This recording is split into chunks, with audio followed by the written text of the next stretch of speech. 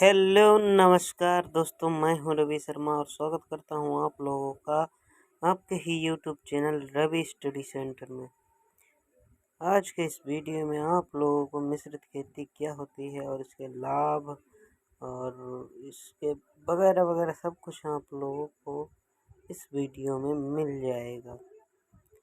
तो बने रहिए अंत तक इसी वीडियो में। तो ज़्यादा देर ना लेते हुए वीडियो करते हैं स्टार्ट। तो मिश्रित खेती क्या होती है? Definition of mixed farming in Hindi में आप लोगों को ये मिक्सड फार्मिंग के बारे में बताएंगे। जैसे कि मिश्रित खेती की परिभाषा और उसके लाभ हानि वगैरह सब चीज़ों के बारे में जैसे पहले हम बता चुके हैं कि उस सब के बारे में हम आपको बताएंगे।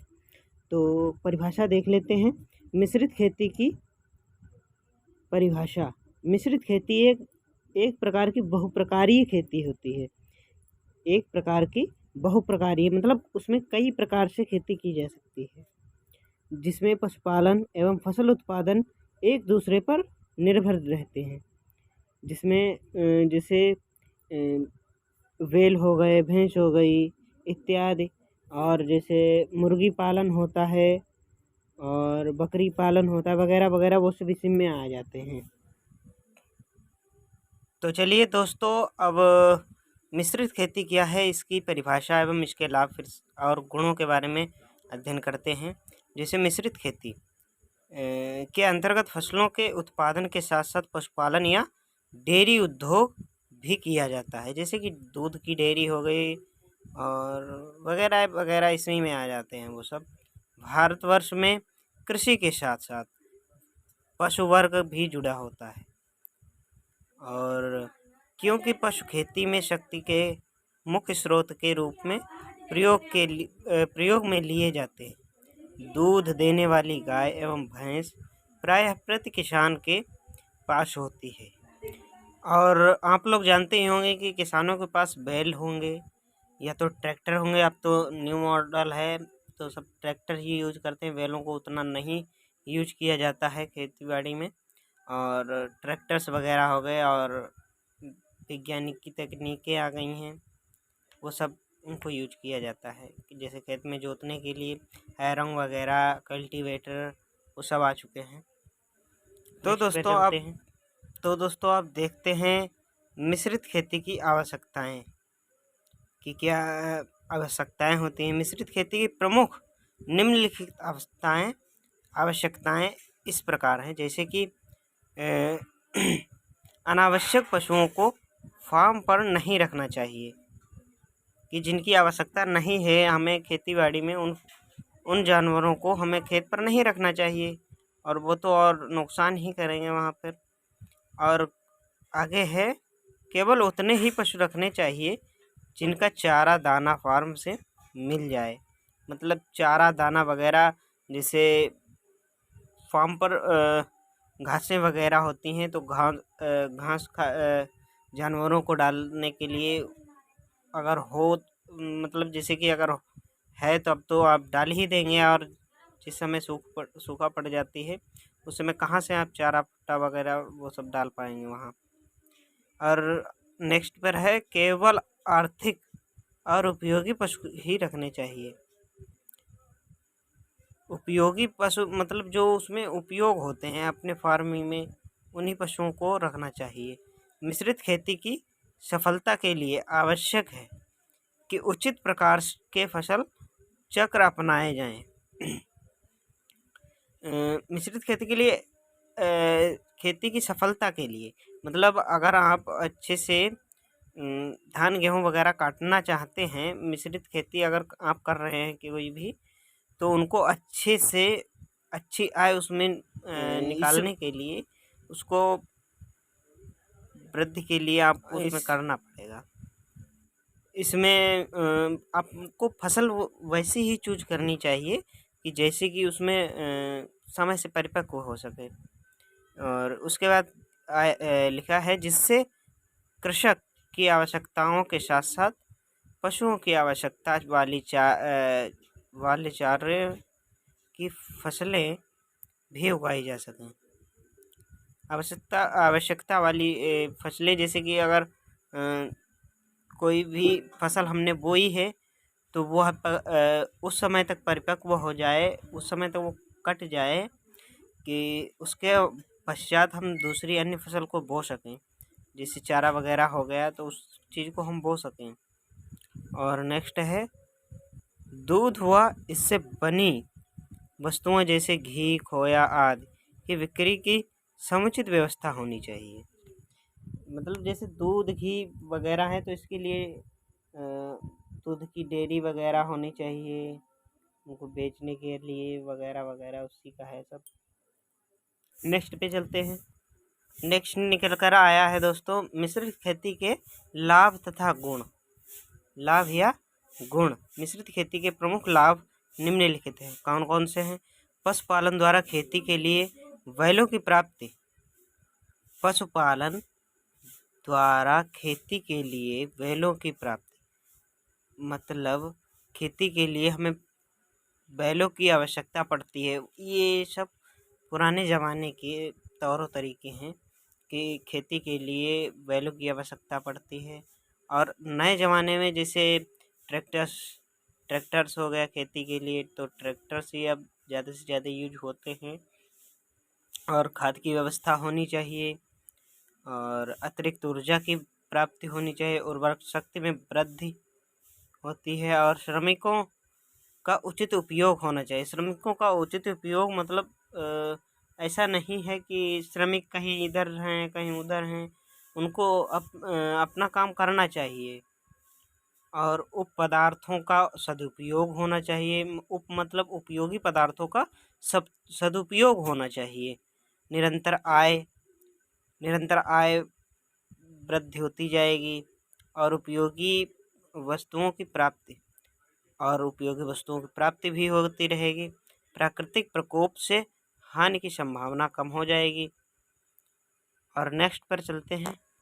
नेक्स्ट निकल कर आ रहा है दोस्तों पशुपालन द्वारा खेती के लिए बैलों की प्राप्ति। पशुपालन द्वारा खेती के लिए बैलों की प्राप्ति कैसे? प्रायः घर की गाय भैंस से कृषि के लिए अच्छे बैल एवं भैंसें प्राप्त हो जाते हैं। भैंसें मतलब फीमेल भैंस नहीं, बैल। और उनके लिए अतिरिक्त धन व्यय करने की आवश्यकता नहीं रहती है। खाद की व्यवस्था पशुओं के गोबर व मूत्र से अच्छी खाद प्राप्त हो जाती है। जैसे गोबर की खाद वगैरह, गोबर एक जगह पर इकट्ठा करते रहते हैं और उसके बाद उसमें वो खाद बन जाती है। नेक्स्ट, अतिरिक्त ऊर्जा की प्राप्ति।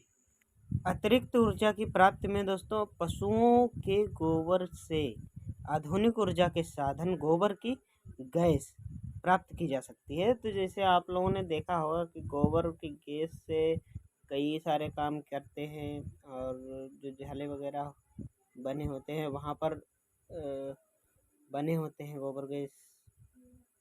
और जो परिवार तथा कृषिगत कार्यों में महत्वपूर्ण स्थान रखती है।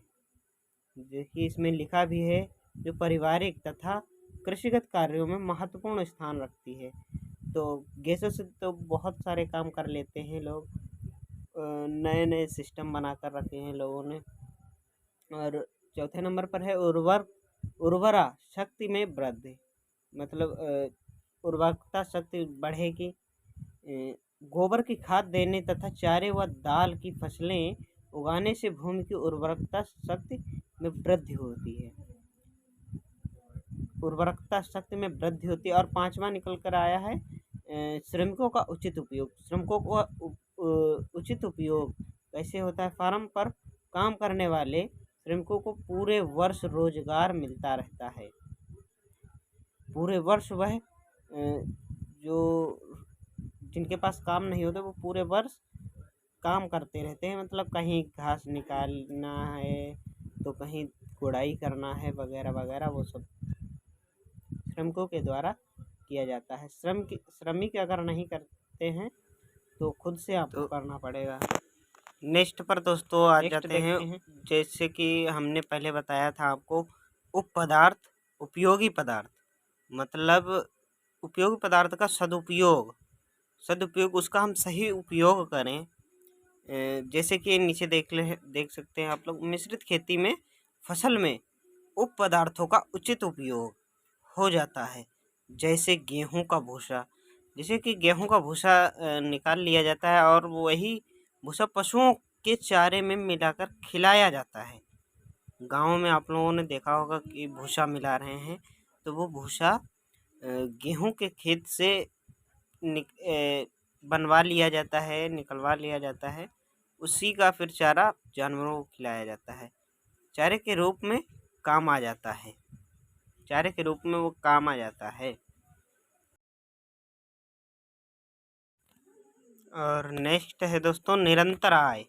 निरंतर आय जैसे सहायक उत्पादों जैसे दूध, घी, अंडे आदि बेचने से किसानों को वर्ष भर आय प्राप्त होती रहती है। कि जैसे दूध, मान ले दूध हमें भैंस से प्राप्त होता है और दूध से फिर हमें दही प्राप्त होती है, दही से घी प्राप्त होता है और मुर्गी से हमें अंडे प्राप्त होते हैं। तो इन सभी चीज़ों को बेचने से जो भी रकम मिलती है वो है हमें, जैसे कि अगर लगातार ज़्यादा जानवर होंगे तब तो आपके यहाँ पर दूध चुकेगा ही नहीं, तो चुकेगा नहीं तो उसकी जो वार्षिक आय है वो। तो नेक्स्ट क्वेश्चन पर चलते हैं दोस्तों। जैसे कि आप लोग देख सकते हैं स्क्रीन पर, उपयोगी वस्तुओं की प्राप्ति। तो कैसे उपयोगी वस्तुओं की प्राप्ति होगी?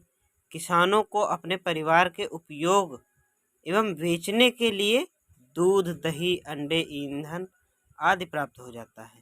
तो जैसे कि हमने बताया था, दूध, दही, अंडे वगैरह ये सब जानवरों से हमें प्राप्त हो जाते हैं। जैसे दूध, दही हो गया भैंस से, गाय से, अंडे मुर्गी से, और ईंधन जैसे गोबर वगैरह से कंडे वगैरह हो जाते हैं, तो उससे ईंधन की प्राप्ति हो जाती है और दही से आय बढ़ जाती है अंडों से। नेक्स्ट क्वेश्चन पर चलते हैं। तो नेक्स्ट क्वेश्चन दोस्तों निकल कर आया है, प्राकृतिक प्रकोपों से हानि की संभावना कम। प्राकृतिक प्रकोप से यदि किसी एक धंधे में हानि होती है तो दूसरे से उसकी पूर्ति संभव है। प्राकृतिक मतलब ये प्राकृतिक आपदा है, मतलब खुद से ये होती है। और या इसमें जैसे अगर कोई फसल आपकी बर्बाद हो गई तो उस अगली फसल में आपका मतलब प्रॉफिट हो जाएगा। इस बार आपका लॉस हुआ तो अगली बार प्रॉफिट हो जाएगा। यही है। आप लोगों को वीडियो कैसा लगा है कमेंट बॉक्स में बताना ना भूलिएगा। तो मिलते हैं नेक्स्ट वीडियो में, तब तक के लिए जय हिंद, जय भारत।